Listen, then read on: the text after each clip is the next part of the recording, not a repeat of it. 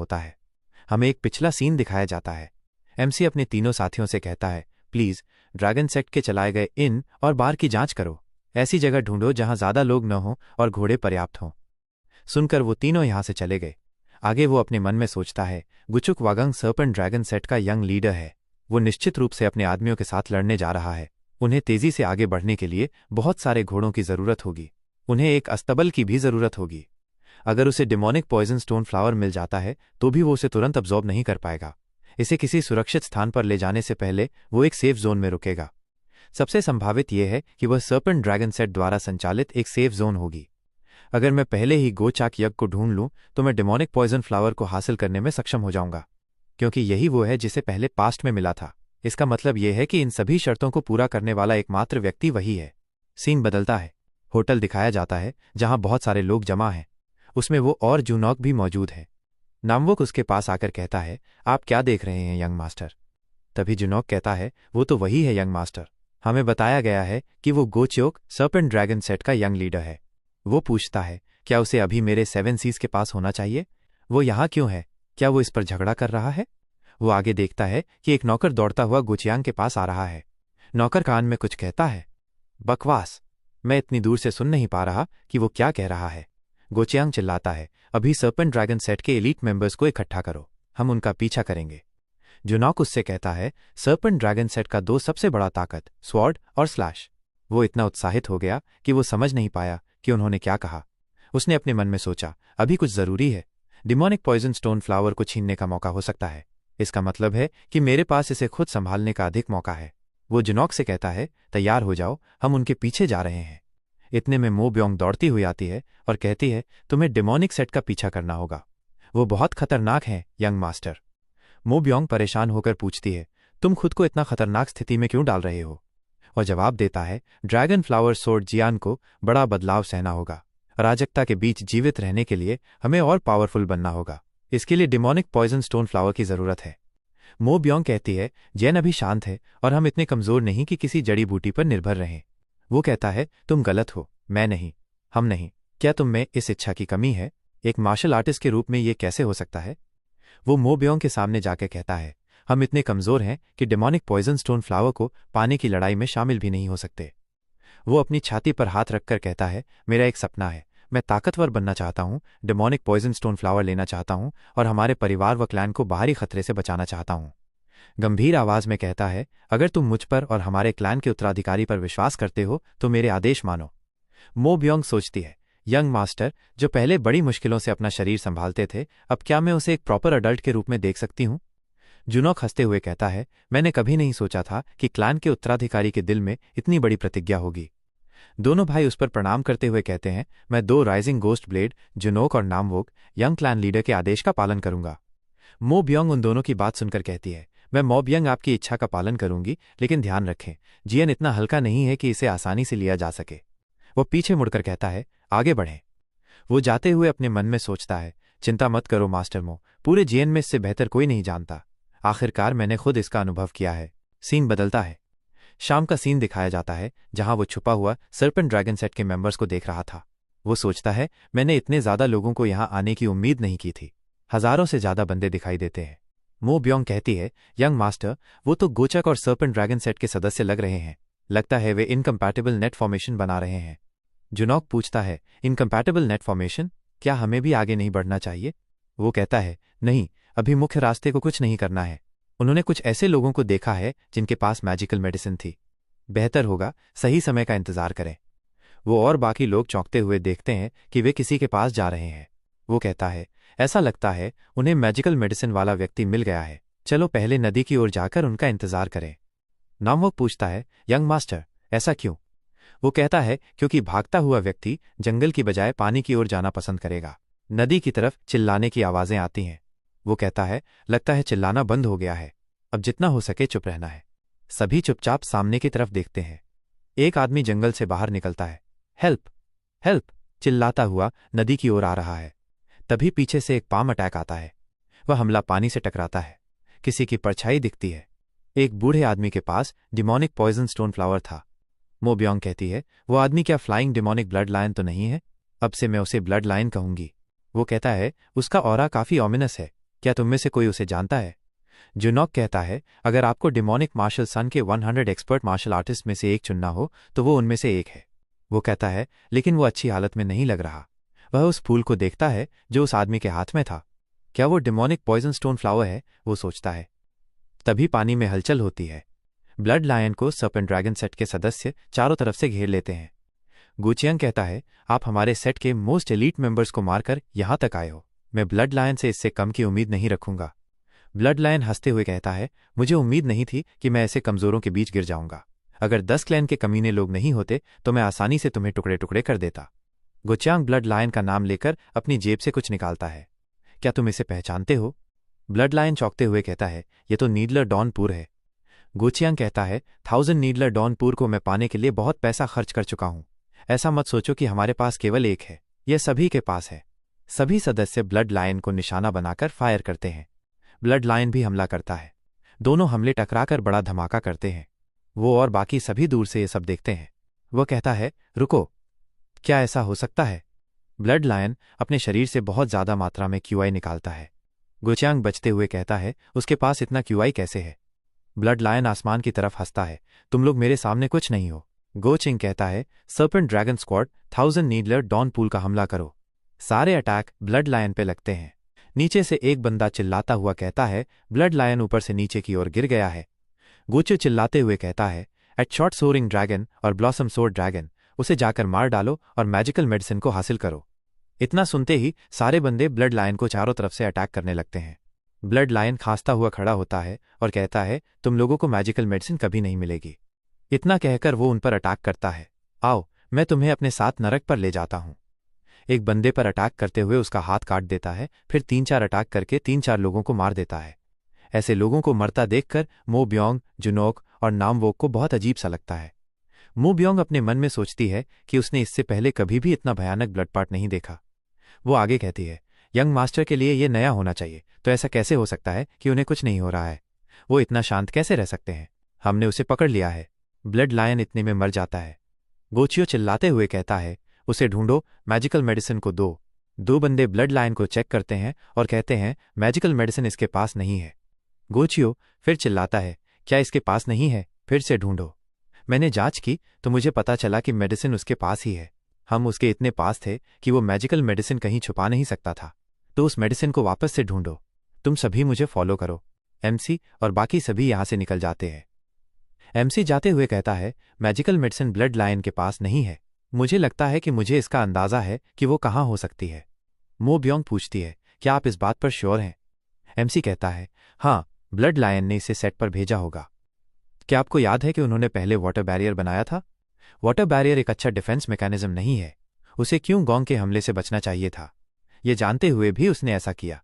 मुझे यकीन है कि तभी उसने मैजिकल मेडिसिन को छुपाया होगा, क्योंकि फिर उसे दोबारा ढूंढने के लिए पानी का पीछा करना पड़ेगा। एमसी और मो ब्योंग चौंकते हुए पीछे की तरफ देखते हैं और कहते हैं, हमें स्पीड बढ़ाने की जरूरत है। मुझे यकीन है कि उन्हें जल्दी ही एहसास हो जाएगा कि मैजिकल मेडिसिन कहां हो सकती है। हमें सामने की ओर पलपाती एनर्जी दिखाई जाती है। समझ गया। उस पलपाती एनर्जी के पास आता हुआ एमसी कहता है, यह तो डिमोनिक पॉइजन स्टोन फ्लावर है। एमसी कहता है, एक सेकंड रुको।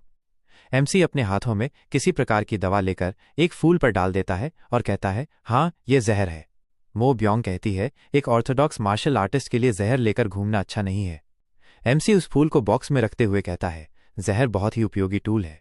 अब जब हमने इस फूल पे जहर डाल दिया है तो वो सोचेंगे कि ये डिमोनिक पॉइजन स्टोन फ्लावर है। ये उन्हें लंबे समय तक बेवकूफ़ नहीं बनाएगा, लेकिन इतना बेवकूफ़ जरूर बनाएगा कि हम यहां से बहुत दूर चले जाएं। जूनोक कहता है, ये बहुत आसान था। दूसरे लोगों को इसे पाने के लिए अपनी जान देनी पड़ी। मैंने नहीं सोचा था कि हम ही इसे पा सकेंगे, जबकि हम केवल उनका फॉलो कर रहे थे। एमसी बॉक्स को अपने हाथों में पकड़ते हुए कहता है, हम बहुत लकी थे, चलो यहां से चलते हैं। इतना बोलते ही उसके हाथ से बॉक्स गायब हो जाता है। ब्लड लायन इतनी तेजी से बॉक्स ले जाता है कि एमसी को पता भी नहीं चलता। नमवुक, जुनोक, मो ब्योंग और एमसी चौंकते हुए पीछे की तरफ देखते हैं। ब्लड लायन बोलता है, ये डिमोनिक पॉइजन स्टोन फ्लावर मेरा है। तभी सारे बंदे यंग क्लैन लीडर कहते हुए एमसी के पास आने लगते हैं।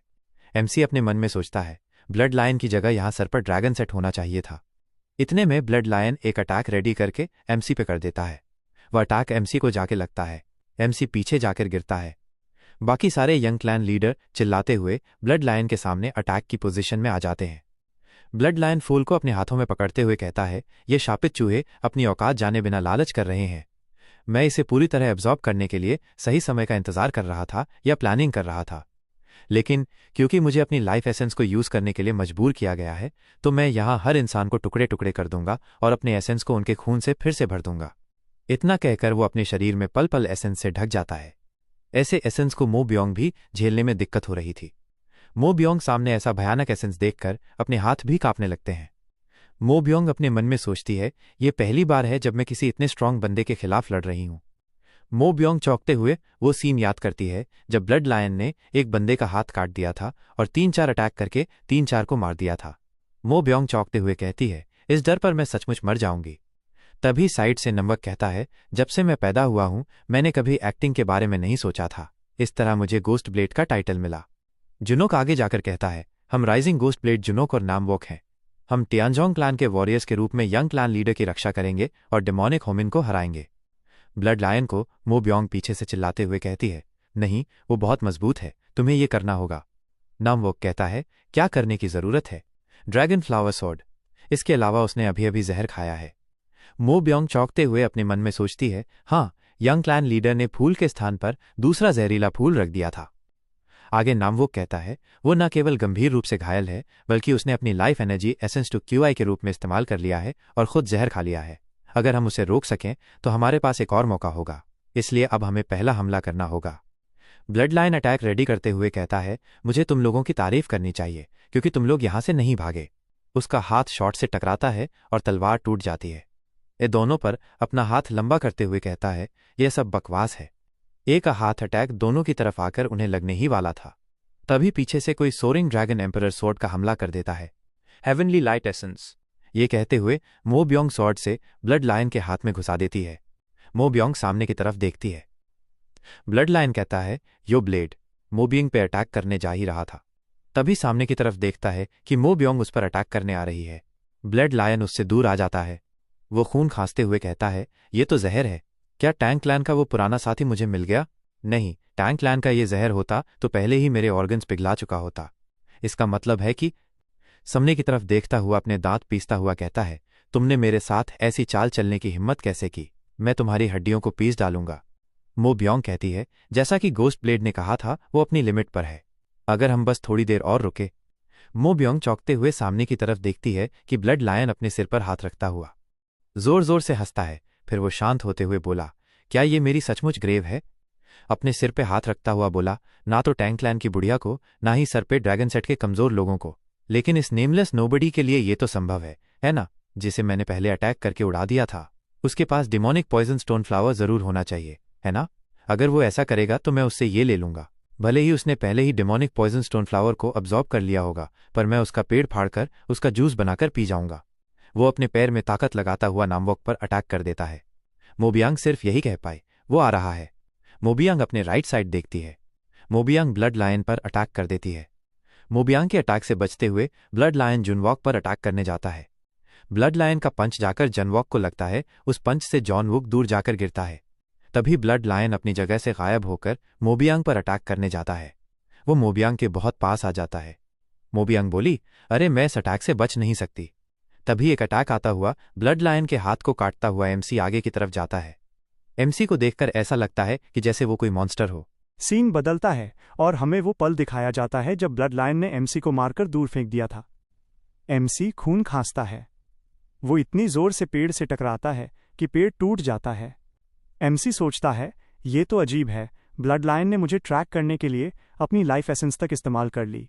वो दर्द से कहता है, मुझे हिलना होगा, लेकिन उसका हाथ और पैर टूट चुके थे।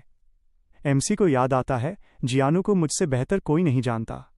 एमसी बैठता है और एक नाम लेकर कहता है, वरिन, तुम हमेशा ऐसे बर्ताव करते थे जैसे सब कुछ जानते हो, अब देखो खुद किस हाल में हो। अचानक वो चौंकता है, सिर पर हाथ रखता है और कहता है, मेरा खून। फिर उसे महसूस होता है कि उसके सिर से खून बह रहा है और वही खून उसके चारों तरफ फैलते हुए कहता है, मुझे अपना शरीर दे दो। एमसी समझाता है, ये एनर्जी उसी बूढ़े आदमी की है। उसे पहले से थोड़ा अंदाजा था कि उसके शरीर में जो है वो उसी बूढ़े आदमी की एनर्जी है। रिग्रेशन से पहले उसने इस एनर्जी का इस्तेमाल एक लड़ाई में किया था। एक सख्त चेहरे वाले प्रतिद्वंदी के सामने, और तब उसने सोचा था, अगर मैं ये एनर्जी इस्तेमाल करूं तो ब्लड लाइन को हरा सकता हूं। वो बूढ़े आदमी की लाल एनर्जी, जो हजारों हाथों के रूप में बन रही थी, फिर कहती है, मुझे अपना शरीर दे दो। एमसी दांत भींचते हुए कहता है, मैं क्या फिर से इस एनर्जी पर भरोसा करने वाला हूं? यंग हवान, संभल जाओ। कब से मैं किसी अनजान ताकत पर भरोसा करने लगा? वो एनर्जी फिर वही दोहराती है, मुझे अपना शरीर दे दो। एमसी गुस्से में चिल्लाता है, चुप रहो, ये मेरा शरीर है, मैं इसका मालिक हूं। तुम बस अतीत की एक परछाई हो। एमसी जोर से चिल्लाता है, लोगों की हिफाजत मैं खुद करूंगा। वो छलांग लगाता है और वहां से चला जाता है। अब सीन दिखता है जब एमसी ने ब्लड लाइन का हाथ काट दिया था। एमसी ने अपनी तलवार से ब्लड लाइन का हाथ अलग कर दिया। ब्लड लायन दर्द में चिल्लाता है और पीछे हटते हुए खून खांसता है, कमबख्त बदमाश। ब्लड लायन हैरानी से एमसी को देखता है और कहता है, डिमोनिक मास्टर, तुम्हारे पास उसकी एनर्जी कैसे है? वो अपने चेहरे पर हाथ रखता है। मॉब यंग एमसी को देखता है और सोचता है, पिछली बार भी यही एनर्जी थी। जून मुस्कुराकर कहता है, यंग क्लैन लीडर, तुम बिल्कुल सही वक्त पर आए हो। फिर एमसी और बाकी लोग ब्लड लायन पर हमला करने की तैयारी करते हैं। मास्टर मो कहती है कि ब्लड लायन इस वक्त जहर से कमज़ोर है और उसे अपनी लाइफ एसेंस इस्तेमाल किए भी काफ़ी वक्त हो गया है, वो जल्द ही गिर जाएगा। एमसी कहता है, अपने क्लैन का उत्तराधिकारी होने के नाते ये मेरा पहला आदेश है। वो अपनी छोटी तलवार ब्लड लायन की तरफ तानते हुए कहता है, इस लड़ाई में तुम सबको जिंदा रहना है। बाकी सब कहते हैं, जैसा आप कहें। एमसी और ब्लड लायन एक दूसरे की आंखों में देखते हैं। ब्लड लायन आसमान की ओर देखता है और कहता है, मैंने इस धरती पर अनगिनत रहस्यों का सामना किया है, लेकिन ये जगह अब भी मेरी समझ से परे है। यहां से आगे मेरी मौजूदगी खत्म हो जाएगी। एमसी और बाकी योद्धा हमला करने के लिए तैयार हो जाते हैं। ब्लड लायन अपनी एनर्जी छोड़ता है और कहता है, मुझे नहीं पता तुमने ये ताकत कैसे पाई, लेकिन लड़ो अपनी पूरी ताकत से लड़के। एमसी और बाकी लोग आगे बढ़ते हैं। ब्लड लायन वहां से चार्ज करता है और एमसी अपने साथियों के साथ सामने से टकराता है। दोनों ओर से जबरदस्त हमला होता है और उसी पल सीन कट हो जाता है। गो चियोक चिल्लाता है, बैठ जाओ। बैठते हुए वो कहता है, किसने सोचा था कि वो बूढ़ा अपनी लाइफ एसेंस का इस्तेमाल करेगा? वो आगे देखता है। चलते हुए उसे एहसास होता है कि पूरे इलाके में एक भीषण लड़ाई हुई थी। गो चियोक कहता है, ये तो ब्लड लायन की कला है। एक आदमी भागता हुआ आता है और कहता है, यंग सेक्ट लीडर, हमने उस आदमी को ढूंढ लिया है। गो चियोक आगे बढ़ता है और देखता है कि ब्लड लायन जमीन पर मरा पड़ा है। वो पूछता है, उस फूल का क्या हुआ? आदमी कहता है, वो। गो चियोक गुस्से में चिल्लाता है, अगर तुमने कहा कि वो फूल यहां से गायब है तो तुम्हारा सिर उड़ा दूंगा। वो आदमी डरते हुए कहता है, फूल वहां नहीं था। गो चियोक गुस्से में तलवार निकालता है, झूठ बोल रहा है तू। इतना कहकर वो वार करने को तैयार होता है और एक वार छोड़ता है। वो आदमी आंखें बंद करके सोचता है, आज मेरा अंत तय है। थोड़ी देर गुजरती है लेकिन उसका सिर नहीं कटता। वो डरते हुए आंखें खोलता है। गो चियोक ने उसे मारा नहीं। वो तलवार म्यान में रखता है, पीछे मुड़ता है और कहता है, कौन है वो? कौन बेवकूफ ब्लड लायन से लड़ने की हिम्मत कर बैठा? फिर गुस्से में कहता है, जरूर उसी ने डिमोनिक पॉइजन स्टोन फ्लावर चुरा लिया होगा। हमें जंगल दिखाया जाता है। वहीं से एमसी और बाकी सब घोड़ों पर सवार होकर निकल रहे थे। जॉनवाक हंसते हुए बोला, यकीन नहीं होता कि हमने सच में ब्लड लायन को हरा दिया।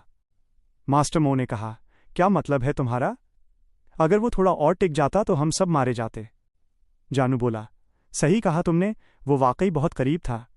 लेकिन कहते हैं ना, जो जिंदा रहता है वही असली ताकतवर होता है। ब्लड लायन जियानो का मार्शल आर्टिस्ट था, उसे ये बात अच्छे से पता थी। इसलिए उसने अपनी आखिरी लड़ाई में सब कुछ झोंक दिया। तभी एमसी खून खांसता है। मास्टर मो चिंतित होकर बोली, तुम ठीक हो यंग मास्टर? एमसी बोला, हाँ, लेकिन तुम सही कह रही हो। चीज़ें हमेशा उतनी आसान नहीं होती जितनी दिखती हैं। आखिर में शायद हमारी किस्मत में ही था ब्लड लायन से लड़ना। हम में से कोई भी मर सकता था। एमसी ने अपनी जेब से कुछ निकाला और कहा, मेरी कसम अपने लोगों, अपने परिवार और अपने क्लैन की रक्षा करने की। ये कहते हुए उसने मास्टर मो के कंधे पर हाथ रखा और बोला, ये सिर्फ खाली शब्द नहीं थे। उसने उसका कंधा कसकर पकड़ा और कहा, बिल्कुल आसान नहीं होगा। ऐसे दिन और भी आएंगे जब हमारी जान खतरे में होगी। फिर एमसी ने जुनवाक की तरफ देखा और कहा, इंस्ट्रक्टर मून, तुम और तुम्हारी टीम राइजिंग गोस्ट ब्लेड और मजबूत बनो। जॉनवाक बोला, हाँ जरूर। मास्टर मो ने पूछा, वैसे यंग लीडर, क्या तुम्हें हमें कुछ और नहीं बताना? एमसी ने कहा, क्या मतलब? वो उस अजीब सी की के बारे में बात कर रही थी। जॉनवाक आगे बढ़ा और बोला, वो एनर्जी टियानजोंग क्लैन की नहीं लग रही थी, कुछ डिमोनिक सी थी, ब्लड लायन जैसी। मोबैंग चिल्लाया, यंग मास्टर, कहीं तुमने डिमोनिक मार्शल आर्ट्स तो नहीं सीखी? एमसी ने आंखें बंद की और सोचा, अगर मैंने इन्हें बता दिया कि मैं रिग्रेस कर चुका हूं तो भविष्य ही बदल जाएगा, अभी वक्त नहीं है। एमसी बोला, नहीं, मैं सब कुछ बाद में समझाऊंगा। मास्टर मो गुस्से में चिल्लाई,